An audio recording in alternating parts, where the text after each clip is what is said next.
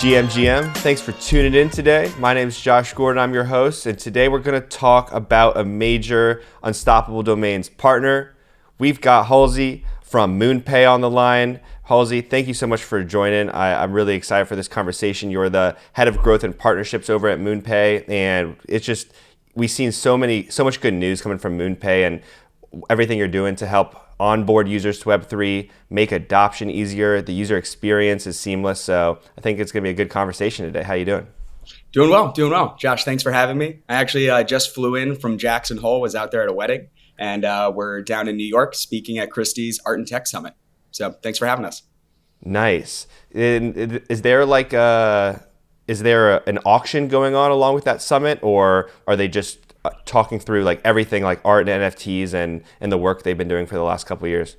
Yeah, so this they do this every year. And there's going to be a lot of kind of new things that they're talking about. Christie's is getting very, very active in kind of the digital art market world that we know and love, and very quickly moving into NFTs. So very interesting group of people that flew in for the week, but talking everything from like artists to creators to building marketplaces. I don't think they actually have a auction, but they do have like a gala dinner. So I would be surprised if they didn't auction something off during there. So cool. Well, I think, the work that Christie's done over the last year has gotten just NFTs and art into the mainstream. And I think that some of the work MoonPay is doing, and also even just the partnership that we have with Unstoppable now, that's going to bring in a whole different realm of people interested in crypto and Web3. So it's good to see just everyone doing onboarding, education, raising awareness. But let's dive into you and your background with MoonPay here. Can you walk us through for everyone, what your background is, how you got to be involved with MoonPay originally? Sure. So right after college, I moved out to London to go work for two different venture capital funds. The first one was called Seed Camp. So as they like to call themselves the Y Combinator of Europe, and they've done a pretty good job of pushing that forward. So when I was there, I got to work on deals like TransferWise, Revolut, Elliptic. And that was really my first foray into the larger like fintech and crypto scene. And then it was actually the first time that I got to meet two other co-founders, Ivan and Victor, our CTO. They were working on a different fintech product at that point in time, and Seedcamp had actually invested in that. So that became one of my roles as like an analyst and like an operational professional, is to actually help them go and like achieve what they needed to do with their startup. And then from there, we actually ended up moving back from London back to New York City, and I was working for a consultancy, basically helping Fortune 500 groups figure out their startup and innovation strategies and kind of connect them with other startups that actually help reach those goals. And it was about that point in time where Ivan reached out and said, hey, so fintech is going well, we're going to sell it. And we're actually looking at raising a fund. And I need someone to come in and help us look after like the early stage, like deal flow pipeline. Are you interested? And it took me all of like 24 hours to go put that letter of resignation in. And that's when we started HODL VC. So it was a early stage venture fund, specifically looking at, different like picks and shovels plays inside of crypto. A few things on the consumer and esports side with the seed round for FaZe Clan, which is what started our relationship with them back in like 2018, 2019. And we realized that when we were speaking to all of these different startups, these projects, and these founders, that we're building really cool technology that was going to be used, hopefully, by a big chunk of like the crypto community. I would always ask them like a very, very simple question. How does my twin sister use this product? And so depending on who you were talking to, they would always have like a very kind of different response. So like, let's say we're talking about a decentralized social media platform. Back in 2018, having a working use case for like IPFS was huge. And so when I'd get this and be like, guys, this is incredible. Like, there's not a lot of this on the market right now. This is great. How do you let someone who, was not part of the Ethereum ICO actually go and, engage with what you've built here? And then kind of look at each other and be like, oh, well, she can just, take her Ethereum and send it over here and we'll get her started. I was like, well, it's not really going to work because she doesn't have any Ethereum. They're like, oh, well, that's okay. She can take her Bitcoin, go to this website, swap it out, and then send it down to the wallet. And he's like, well, she works at JP Morgan. She doesn't have any Bitcoin, but how does she use your social media app? And, realize that it wasn't just these consumer kind of focused startups It was everyone that had some kind of end user that wanted to go either into these wallets, these exchanges, these NFT marketplaces, but they did not know how they were actually going to go get that first like initial crypto and do that first kind of onboarding step. And we realized that, there was a huge need for this. So we actually partnered up with Bitcoin.com back in 2019 to go launch with them a new on-ramp product. And now we're coming up on 3.5 years later, a little over 400 different partners that, are plugged into different MoonPay widgets. And it's been an incredible growth story. We've been very lucky and love the opportunity to get to work with some of like the world's most favorite crypto projects, and we've been with them in the trenches since they launched. And I'm honored to be here. Wow, that's a really cool story. I love hearing how you had worked with like Ivan and other ventures, and that relationship led to you coming on at MoonPay. And the question you use around like how does my twin sister use this is an interesting one. Now for MoonPay is an on-ramp. Now you can buy crypto on MoonPay, and then you also help plug into dApps and other crypto applications so people can buy their crypto like with credit cards, right? Straight in those dApps too. So it's like you can either go through the dedicated on-ramp or still on-ramp within like some other product or service. Yeah, that's exactly right. So we enable end users in 152 countries to purchase over 90 different cryptocurrencies. We also have a product that lets them purchase NFTs directly, which we can dig into a little bit as well. But it's so you're right. You can go to moonpay.com. But for us, we very much like it to be this same simple user experience that people know and love across all their different wallets and dexes and dApps that they're using. Because if you sign into one MoonPay widget and you go through that KYC process on some other app, and then you go to another wallet or another marketplace or another website, you're going to have the same exact experience. And so any kind of project that plugs into the MoonPay universe, now you get access to that massive user base, and people already know what they're doing and they know how to get started. And it basically onboards them into the entire ecosystem that we support. So it's actually a nice little discovery section for them as well. Yeah. Why, talking about simply buying crypto, I feel like when you talk about Web3 and you talk about NFTs, a lot of people want to talk about how we're going to do things drastically different in the world. Like social media is going to be decentralized, or, play to earn gaming now. But simply just buying crypto maybe isn't on the, it doesn't have quite of a sexy ring to it, but I think it's maybe more important than everything because it's a starting point to the ecosystem, right? So why do you think it's so important that we get that user experience simplified so that people can get into the crypto world, own their digital assets, and then start being able to transfer them, as they wish? Why is that starting point so important to you? Yeah, this is honestly, it's my favorite part in the journey. Everyone kind of gets bit by the crypto bug in different ways, and they always have this different process of kind of jumping down the rabbit hole.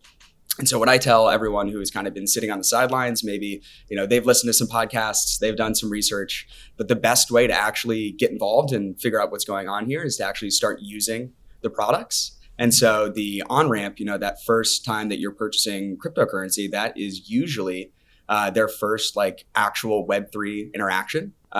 Sometimes we are the first way that people are actually interacting with any kind of decentralized application or decentralized wallets.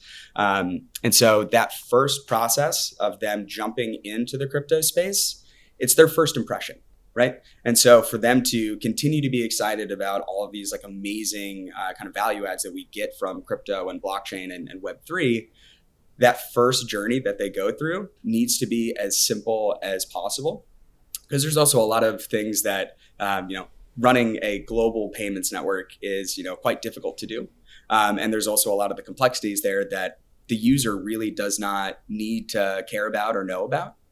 They had a very simple goal. They may want to be buying crypto because it's for an investment. They may want to buy it because they wanted to go buy some NFTs, or maybe go join a DAO because this is now their like favorite community that they go and interact with. But we need to make sure that they're actually able to do what they want to do. which was that first step of actually going and acquiring their cryptocurrency to whatever wallet that they wanted to go and use, whatever blockchain network that they want to go and use. We are very much like blockchain agnostic. We are here to support all the best use cases and all the best projects. But that first step in the journey for all of these, brand new users coming to crypto, this is why we spend so much importance on this, is because we want them to have like the best first experience possible. Yeah, no, really, I empathize with a lot of that coming from like the Unstoppable perspective, just about simplifying things for the user, making those first touch points and interactions easy to understand, easy to use, because then it really just it kicks off the excitement in the journey. When you look at a crypto app and having troubles getting a wallet integrated or getting the required tokens to be able to participate in the network, it's a deterrent. And so making it as easy as possible, 100%, so important. Now, what's worked really well to get that flow so simple? And I'm also curious, like, what hasn't worked? What challenges have you seen come up? Yeah. So one thing, this is, I think, one of my favorite aspects of my team is we are really good at listening to people and remembering the things that they complain about.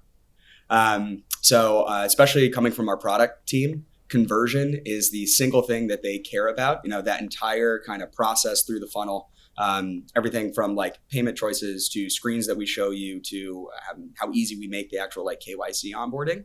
All of those different steps in the process, we need to make sure flows just as smoothly for everyone wherever they are based around the world, because depending on what countries you're coming from, you may be picking different payment methods. And so we just want everyone to have that same kind of core experience.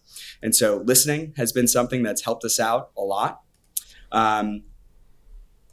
I'd say also the majority of the world knows us for like our widget products, right? So that same kind of MoonPay user flow that you know and love inside of like OpenSea and MetaMask and soon on the Unstoppable page. We made it so that clients and partners that wanted to have that integration, if they wanted to go and roll something out like later that day, like they have the ability to go and do that. And then if they want to dig a little bit deeper and start to do some like more custom higher level work, they can go and customize that experience. But for everyone that just needed to have like that simple on-ramp and get that kind of like commercial part of this out the door, we made that as seamless as possible as well. Yeah, makes sense. And everything we're talking about so far has been under the assumption that onboarding people to Web3 is important, that Web3 and these crypto applications are providing some really interesting or useful value to like consumers on the internet, right? So I think that begs the question a little bit, like why is onboarding people to Web3 so important? Why is Web3 a worthwhile cause to help get people onboarded into?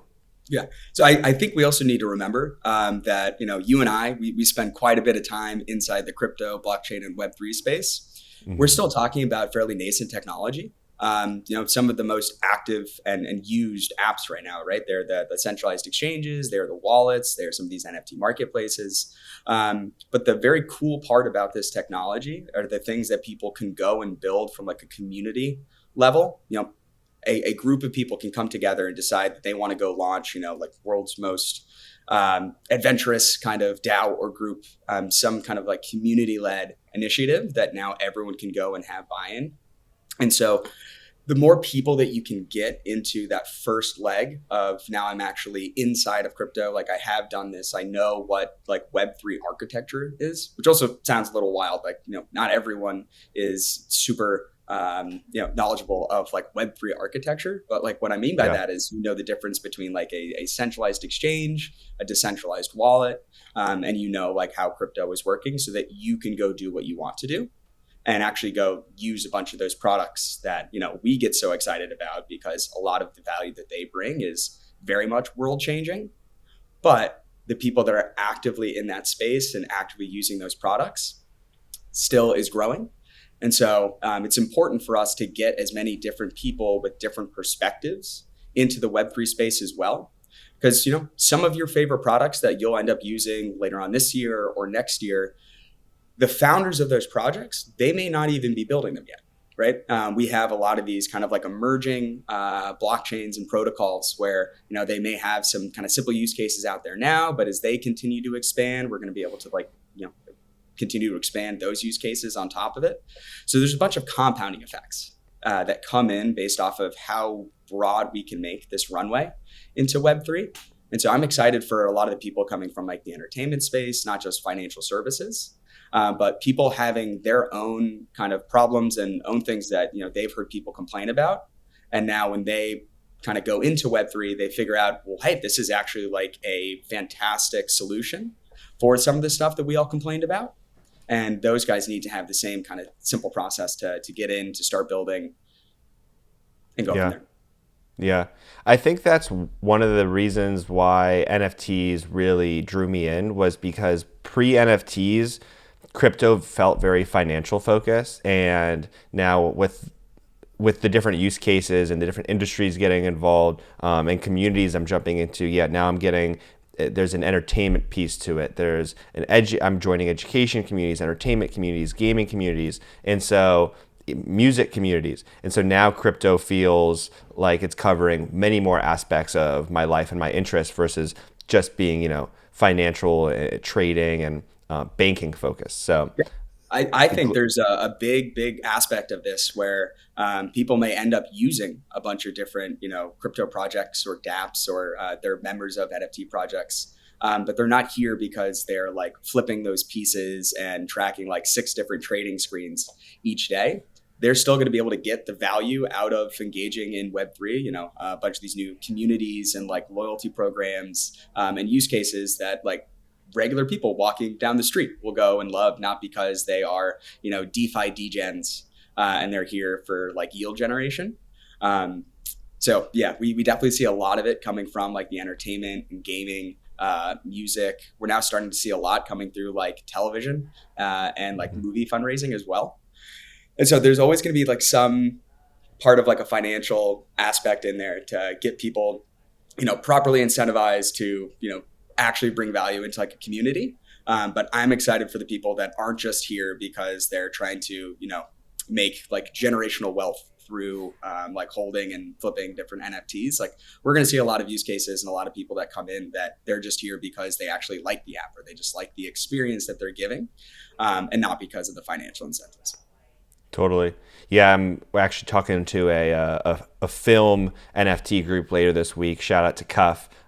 They're doing like a film festival and fundraising through NFTs too. So super interesting entertainment use cases. Now, talked about a little bit of the potential. Let's chat through some of the challenges and of, I'd say, like beginners entering the crypto world, but also just anyone, you know, participating in crypto. Are there certain key challenges that you're focused on addressing at MoonPay? And, you know, some of them that are in my head is we've kind of touched on education, we've touched on user experience. I think there's potentially a self-custody challenge here. You know, do you hold your own crypto, or do you let someone manage it for you? We've seen issues with exchanges recently. So yeah, what are some of the biggest challenges you're thinking through day to day, and that you want to address with some of the products and services you're rolling out there? Yeah. So for us, we kind of serve 2 groups of people, right? We have the end users that, you know, use MoonPay widgets and products on a daily basis. And then we also have our partners and clients that they're the ones that are actually building out those experiences. So this is actually one of the main reasons why we went and built out our Hypermint product, is because for the past, I'd call it year and a half, we've been everyone's favorite free consultancy. So for MoonPay, the payments company, you know, for us to go and work with an NFT project, we actually have to have the NFTs created and ready for people to, you know, buy them going through MoonPay. And what we found is at the beginning of this journey, there would be a lot of these, we'll call them like Web2 brands, gaming studios, artists, celebrities, people that wanted to be in this space, but they didn't quite understand what they were going to build and then how they were going to build it. They just knew that we had helped so-and-so and so-and-so, and they said, you got to go talk to the MoonPay guys because they can help you get it off the ground. And so what we ended up doing was, again, a lot of this came down to education and trying to help them find different partners to go and launch their NFTs so that MoonPay could come in at like the last mile and actually have their users purchase them with regular fiat debit cards, credit cards, and bank transfers and Apple Pay. We realized that wasn't a great process for everyone involved. Not everyone was able to go work with like a Web3 development studio and get exactly what they wanted to go and work with MoonPay. And so we Yeah. realized that there's got to be an easier way to go and do this.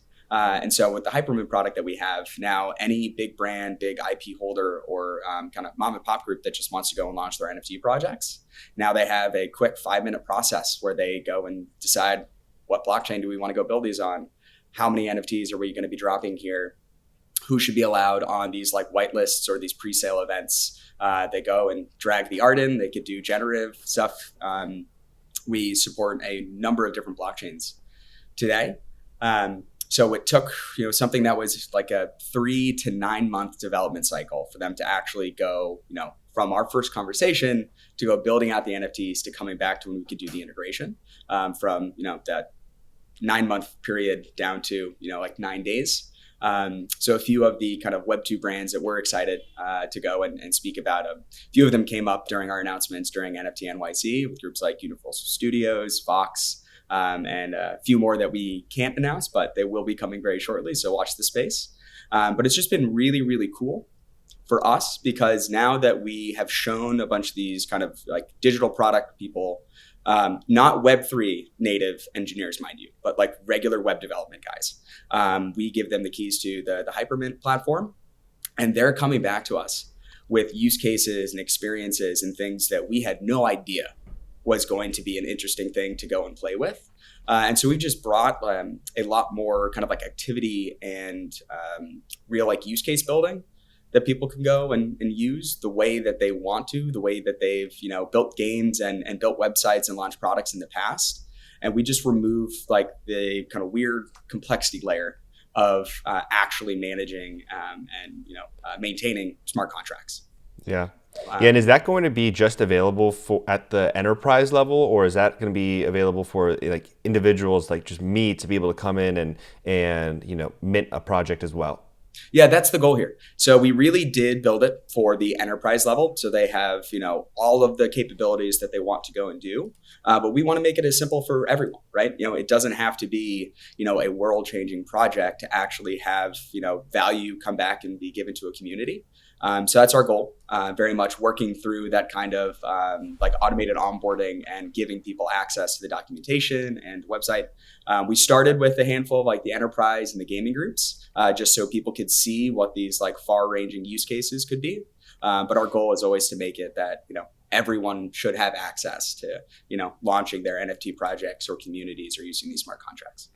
Heck yeah. That's really awesome to hear. I've been keeping my eye on a few, like I'd say no code or low code tools that really improve the ease of getting in as a creator. I think like, you see things like Shopify or Squarespace, WordPress in Web2 to make everything around starting a company or making a website easy. And we're just starting to see some of those tools. It sounds like, Hypermint being one of them that people can start leveraging. And so that makes me excited, since for the last year, a lot of the projects we've seen rolled out have been really from people who just have that like technical know-how, but there's so many creatives in the space who want to participate. So stoked to follow that progress. Yeah. Now, and I think the cool thing for us as well, like now that we have removed that like technical barrier, it's no longer like, yes, if you've just rolled out your NFT project and you actually got through the smart contract build and you've got your minting site, that's not the valuable part anymore. Now it's like, what are these NFTs? Like, why do people even want to be inside this community?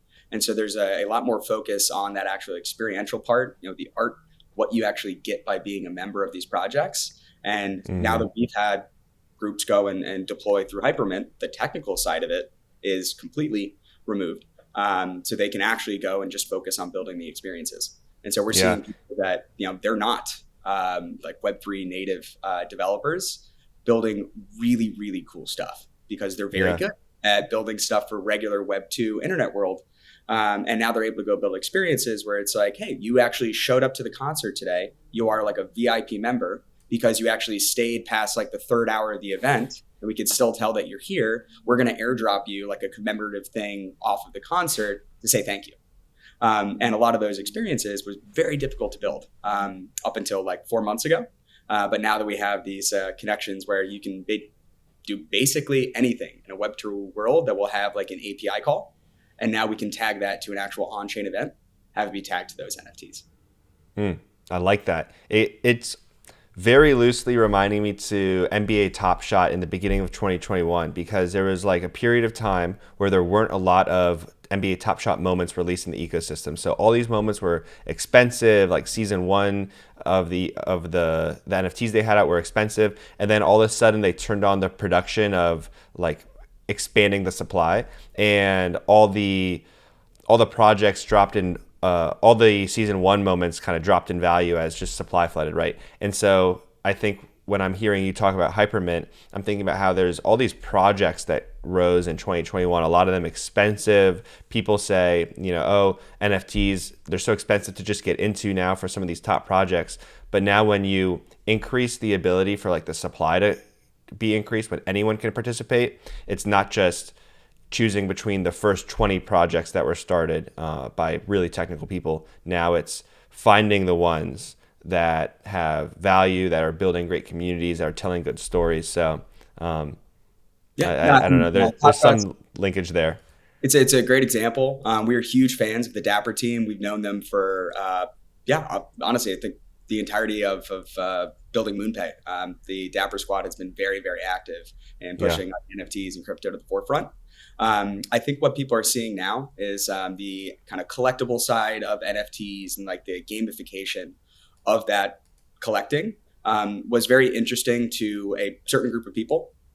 But now people are realizing that they can have different game mechanics, different experiences connected to these NFTs. It doesn't always have to be about like expanding your collection or like diluting the collection because like other derivatives get created.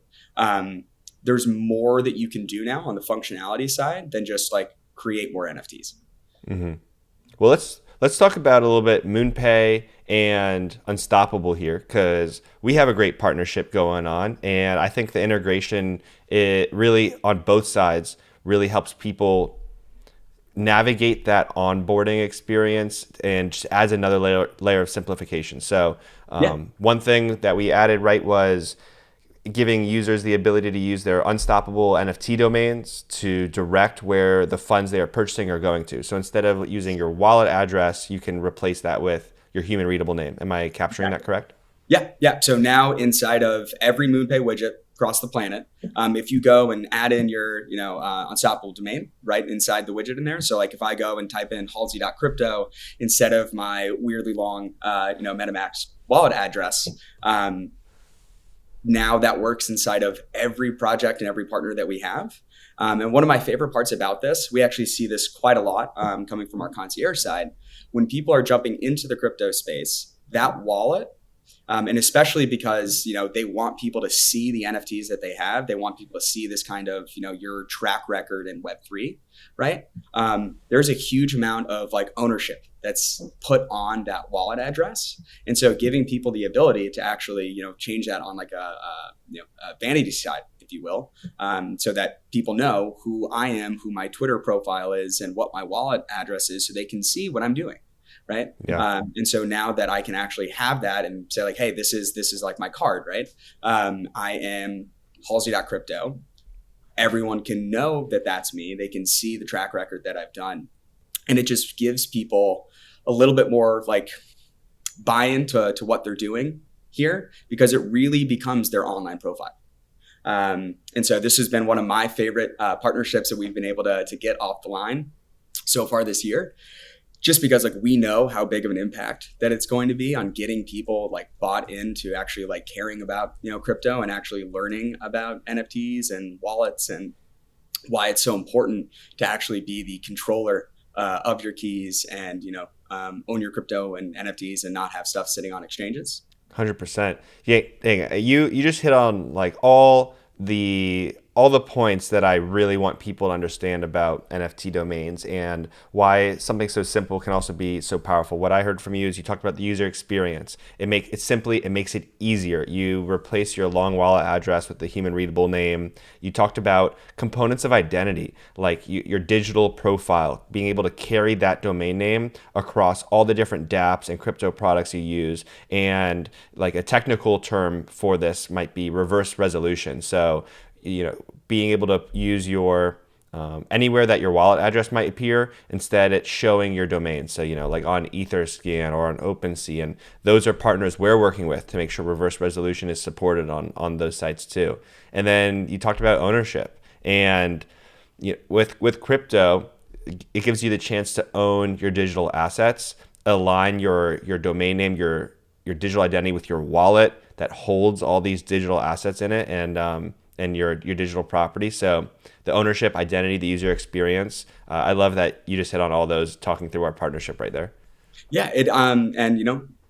majority of people will have multiple wallets. It's just kind of like the name of the game that we have here. It's also something that we highly recommend to people on like the security side of this. You always want to make sure that the contract that you're connecting to is going to be the right one that you actually want to touch. But we're seeing people that, they look at, their wallets as, yep, this is the one that I use for gaming. This is the one that I use for for like flipping NFTs. And this is where I do most of my management. And so people will have multiple kind of identities, right? They'll use this wallet for these specific groups or maybe these Discord channels. And it gives them a little bit more like flexibility for that customization of who they want to be and how they want to present themselves on the internet as well. So I love that aspect of it too. Give everyone like a very easy way to, have their kind of wallet and name be like accessible from not just themselves and make it easier to like buy crypto and go do like wallet management, but to have it actually be a public facing thing.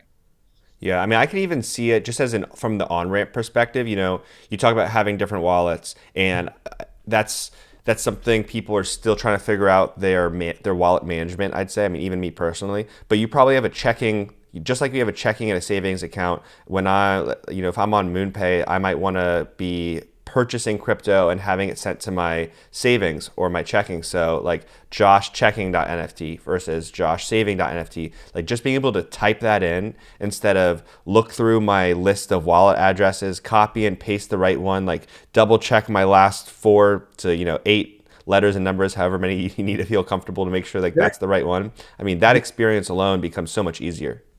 For people that, let's say they're doing like their first transaction outside of just like the on-ramp, right? Because most of our integrations too, it's going to like pull in that wallet address. So sometimes they're not even like copy and pasting. But for people that now want to send crypto to their friend or to send to another project or do this, they're looking at a massive string of characters. And they're like, I am really scared that I am sending like $5,000, which is like all the crypto that I have, to this wallet address that I'm not like 100% sure if I typed it in the right way. Like that's a lot of unnecessary anxiety for people, especially if this is their first kind, that they're coming through here. And so it just makes it a lot,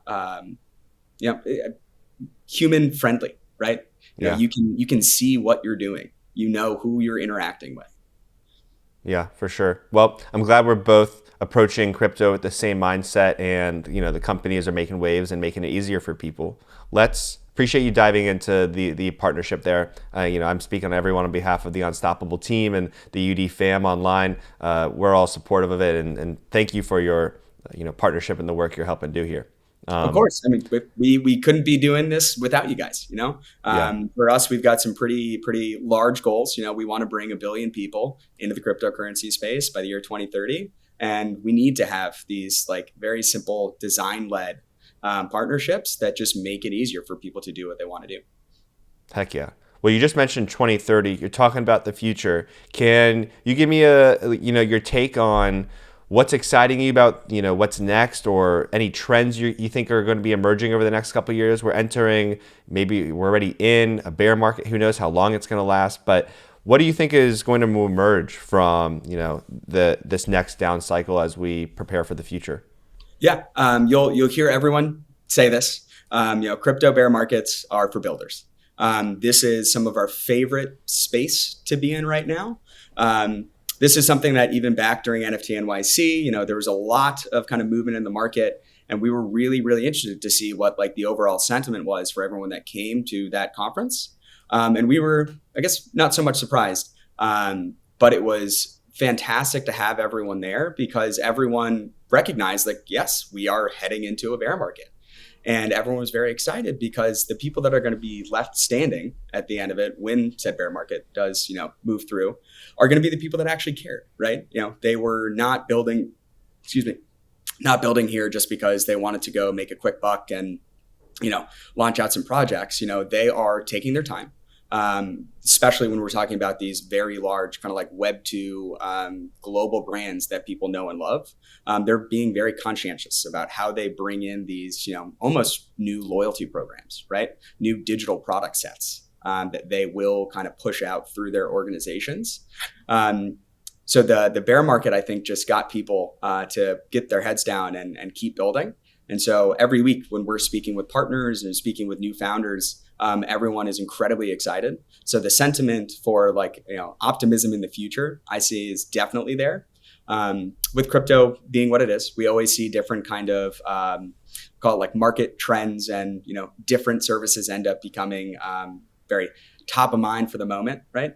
So the things that I'm personally excited about are Web3 experiences that people are going to be using on a daily basis, where they have no idea it's actually connected into crypto or blockchain or Web3. You're going to end up going to the movie theater and realize that your ticket is actually just connected into your wallet, and you were able to go get it off of like a secondary platform because you wanted that, VIP access to that first showing of, a new like animated movie coming out.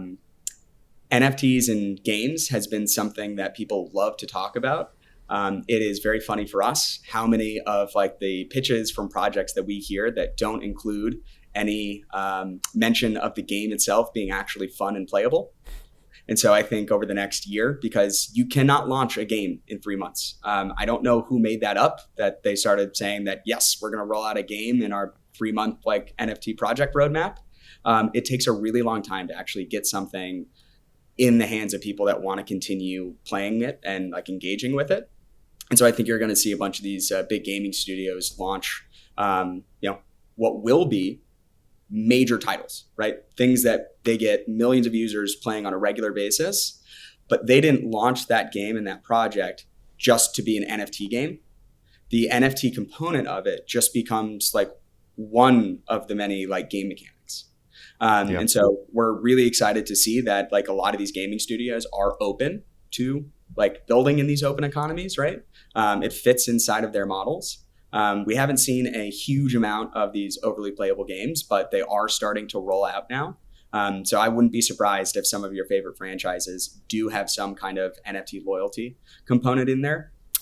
Whether or not, the entirety of the game and all the assets that you have connected to your character are going to be NFTs. I don't think we're going to see that for a very long time, but there's definitely going to be some aspect of it in a lot more kind of mainstream gaming environments. Yeah. Awesome. I like that perspective, and especially from someone who's working with so many partners in the ecosystem. I think you really have probably your finger on the pulse better than a lot, just seeing what's coming. And I agree with you. The next year, or maybe even 6 months, however long it is going to be really exciting time for people to double down, focus on the right product, the right experience. So when the market picks back up, adoption keeps increasing, people are going to be coming and finding products ready to go instead of a lot of, maybe ideas or half fleshed out things right now. So yeah. And I think this also kind of tags back to what we were talking about at the beginning of the call. Like, it's not just financial services anymore. Like, everyone is going to have or be, interacting with Web3 for different reasons. And a lot of the new people that we'll see coming in off of this bear market. Also, mind you, we've, with MoonPay being both the on-ramp and the off-ramp and the way that people are purchasing NFTs, I think you'd asked a little bit earlier, like, what was the impact that we actually saw on kind of things going through MoonPay? We're seeing a very large increase in new users, people that are coming in, making their first transactions, actually going and checking out different products now. So I think there were some people that were sitting on the sidelines that we're waiting for some kind of market correction. We're waiting for some of these products to either shut down or expand or do something. So it's really interesting, like the sentiment from the partners in the projects. People are just heads down. They will continue to build. They will continue to ship. And we found that there's still like a ready user base of people that want to try new crypto projects and like engage with these new NFT projects. Not everyone is going to be just doing it for like investment purposes. But we are starting to see a lot of, normie type of people come through and actually using these communities on a daily basis, right? Heck yeah. Awesome. Well, thank you so much, man. This has been a good conversation. I'm glad we talked about the market at large, the things MoonPay is working on. Hypermint's got me super excited to see that continue to progress. And of course, we really talked through the UD and the MoonPay partnership there and the benefits on both sides. So thanks for breaking that all down. Can you tell me, where can people either follow you or follow MoonPay online if they want to keep up with the things you got going on? Yeah, Twitter and LinkedIn, I'd say, are probably my two most active ones. My Twitter handle is going to change pretty quickly once we get off of the podcast here. So people won't see my ENS stuff tag there. They'll see my new Unstoppable domain. So I want to make sure we can flesh that out as well. But it's, Halsey Huth on Twitter. And then I'm pretty confident I'm the only Halsey Huth on LinkedIn at this point. So if anyone wants to talk about the stuff that we're working on the product side, if they're interested in, wanting to have their own on-ramps or NFT checkout or using like the Hypermint platform, please reach out. Also, if you're interested in doing more stuff with MoonPay and UD, there's always stuff to be done on that side too. We're really excited that you guys are interested in kind of having more partnership stuff with the larger like MoonPay universe. So we're excited to keep that going as well. Awesome. Well, I like that you just gave a little bit of a shout out to owning your digital identity on LinkedIn as the only Halsey Huth. So that's funny. As Josh Gordon, unfortunately, I can't make the same claim, but I am the only one with my NFT domain name. So that's where I get my uniqueness and my 101 from. Well, awesome, man. Thanks for joining today. We'll be sure to share this all over socials. And thank you to everyone for listening to the Unstoppable Pod and checking out the latest partner we got with MoonPay. So, Halsey, I'll see you in the metaverse. Thanks so much. Peace out. Thanks for having me, man. We'll talk soon.